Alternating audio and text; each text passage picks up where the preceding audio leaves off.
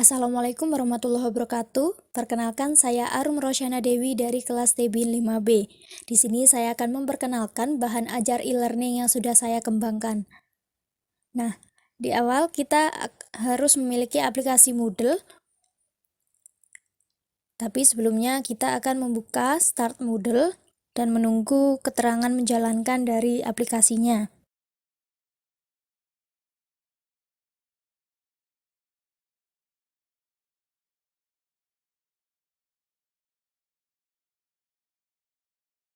Langkah selanjutnya kita buka Chrome, ketik localhost karena kita tidak memiliki domain.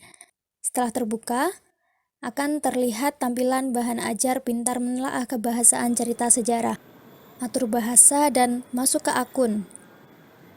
Masukkan password pengguna yang sudah terdaftar pada saat pembuatan.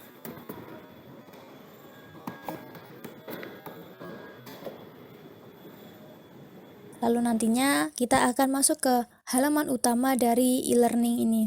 Masuk ke beranda situs dan cari ikon semester 1. Nah, kita akan diarahkan pada halaman utama. Di awal ini kita akan diperkenalkan mengenai bahan ajar yang mana ada keterangan tentang kami, yaitu perkenalan singkat mengenai bahan ajar yang sedang dikembangkan.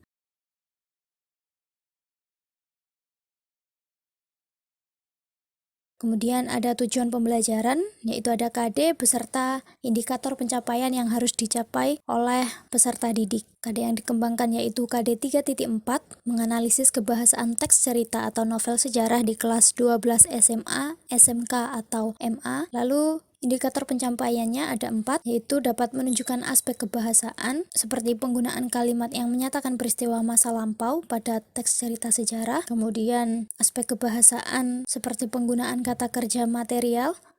Lalu aspek kebahasaan seperti penggunaan fungsi keterangan yang menyatakan tempat, waktu, ataupun cara.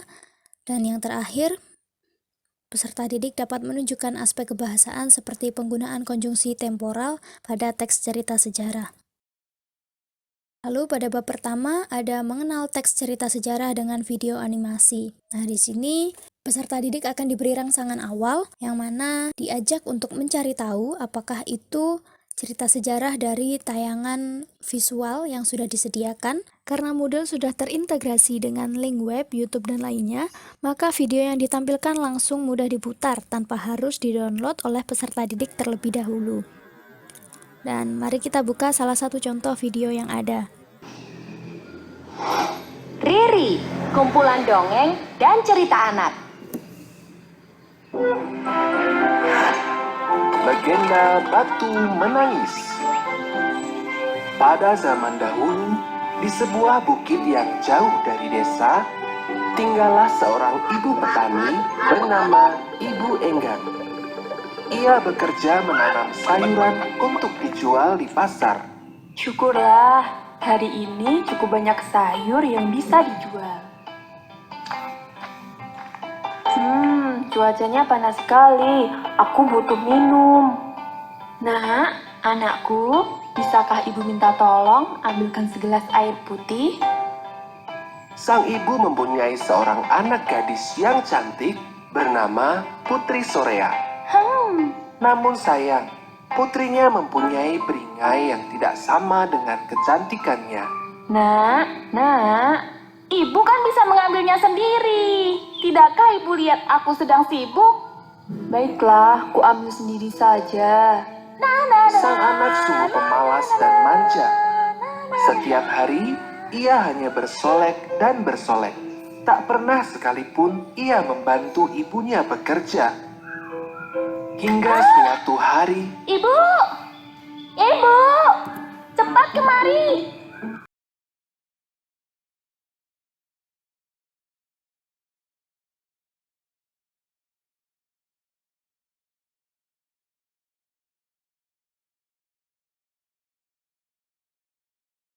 Pada bab kedua ada mengamati cerita sejarah sekitar. Nah, di awal ini peserta didik diajak untuk berdiskusi mengenai Cerita sejarah daerah Tulungagung yang mana disebut sebagai babat ini merupakan campuran antara sejarah, mitos, dan kepercayaan. Oleh karena itu, peserta didik diajak untuk mengetahui hal tersebut melalui audio yang sudah disediakan.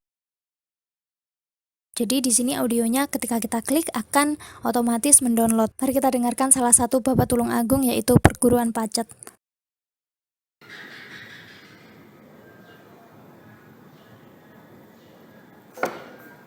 Perguruan Pacet.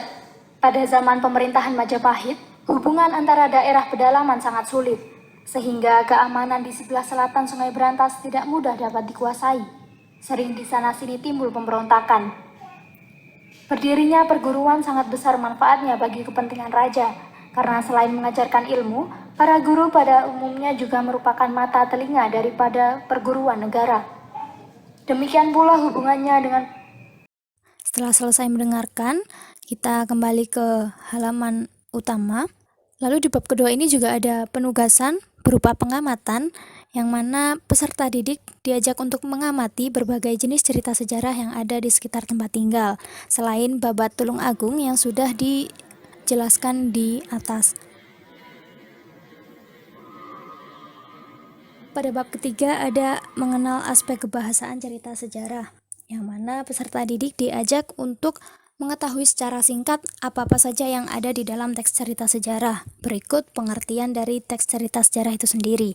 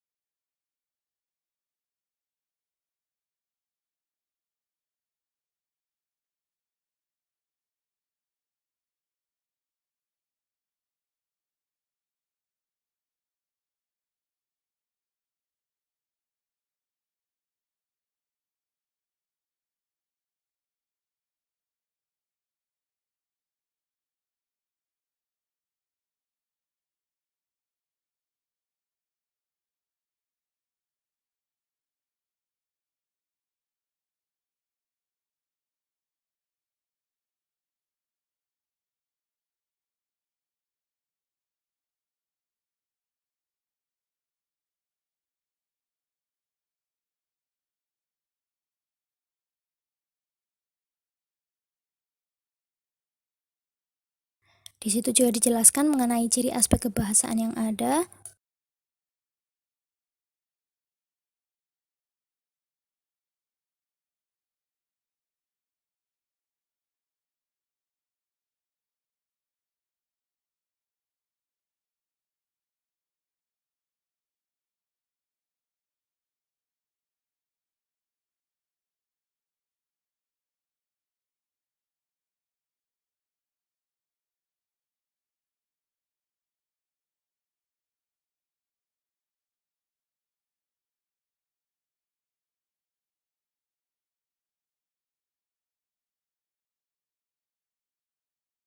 Setelah mengenal aspek kebahasaan cerita sejarah tadi, pada bab keempat ada berlatih mendeskripsikan aspek kebahasaan cerita sejarah. Pada bab ini, peserta didik diajak untuk mempelajari kebahasaan dari salah satu cerita sejarah, yaitu Jenderal Sudirman. Kita klik dan akan otomatis terdownload. Jadi peserta didik dapat menyimpan audio yang disediakan dalam bahan ajar.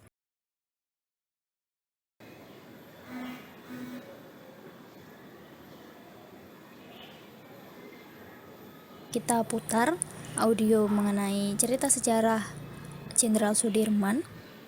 Jenderal Sudirman. Jenderal besar Raden Sudirman adalah seorang perwira tinggi Indonesia pada masa Revolusi Nasional Indonesia. Sebagai Panglima Besar Tentara Nasional Indonesia pertama, ia adalah sosok yang dihormati di Indonesia. Saat di sekolah menengah, Sudirman mulai menunjukkan kemampuannya dalam memimpin dan berorganisasi, serta dihormati oleh masyarakat karena ketaatannya pada Islam. Setelah berhenti kuliah keguruan pada tahun 1936, ia mulai bekerja sebagai seorang guru dan kemudian menjadi kepala sekolah. Lalu setelah selesai menyimak audio yang diputar tadi, peserta didik dapat kembali ke halaman utama bahan ajar e-learning, yang mana pada bab ini ada penugasan mengenai aspek kebahasaan yang ada pada audio yang sudah disimak. Di situ ada 4 aspek kebahasaan yang telah disebutkan, maka peserta didik tinggal mencantumkan bagian mana yang mewakili dari aspek kebahasaan yang sudah ditentukan tersebut.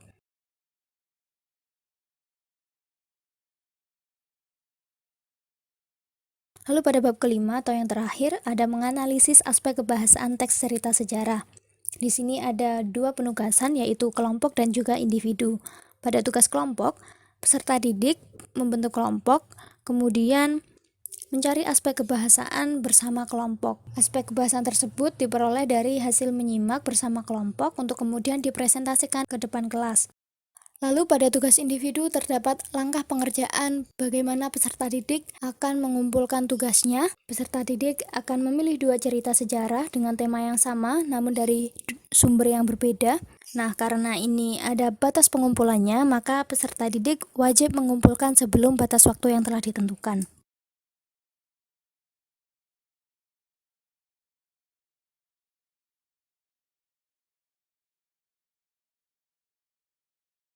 Jika peserta didik sudah mengirimkan tugasnya, maka peserta didik dapat memberi tanda centang pada tugas individu.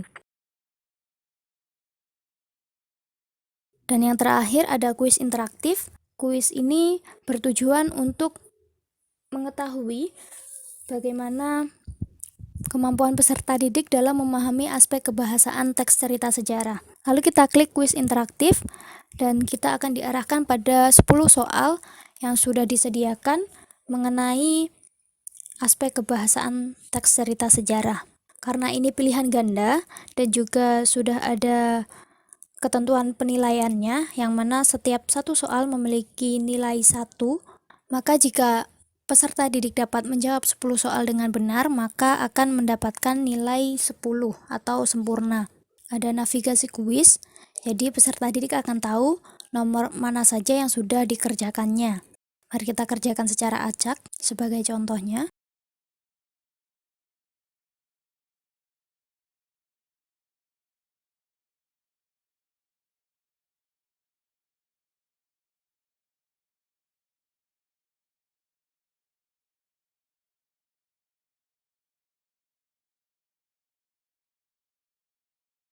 Setelah semua selesai dikerjakan, maka pilih finish attempt.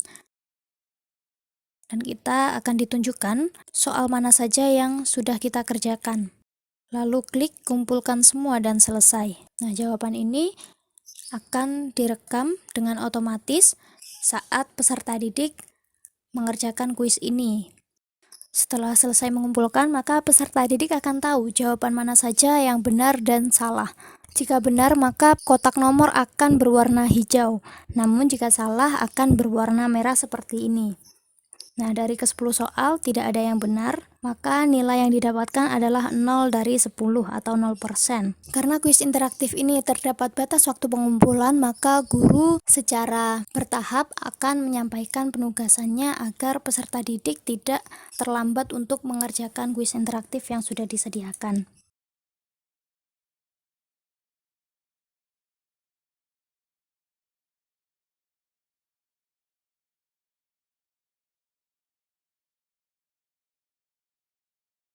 Lalu klik ikon gambar yang ada di atas, logout,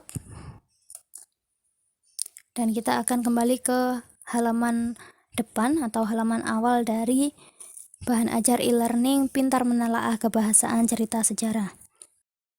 Lalu langkah terakhir yang kita lakukan yaitu melakukan penghentian aplikasi Moodle, yang mana bertujuan agar bahan ajar yang sudah dikembangkan tersimpan dengan baik dan dapat dibuka kembali di lain hari. Lalu saat kita menghentikan penjalanan aplikasi, maka yang terjadi adalah bahan ajar yang ada di Google tadi tidak dapat diotak-atik atau tidak dapat dirubah lagi.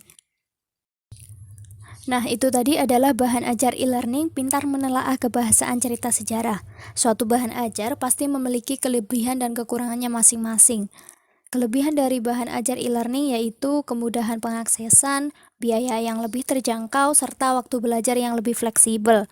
Kemudian, kekurangan dari bahan ajar e-learning ini yaitu keterbatasan internet yang belum mencapai seluruh pelosok Indonesia, kemudian kurangnya interaksi antara pengajar dan juga pelajar, serta minimnya pengawasan saat proses pembelajaran.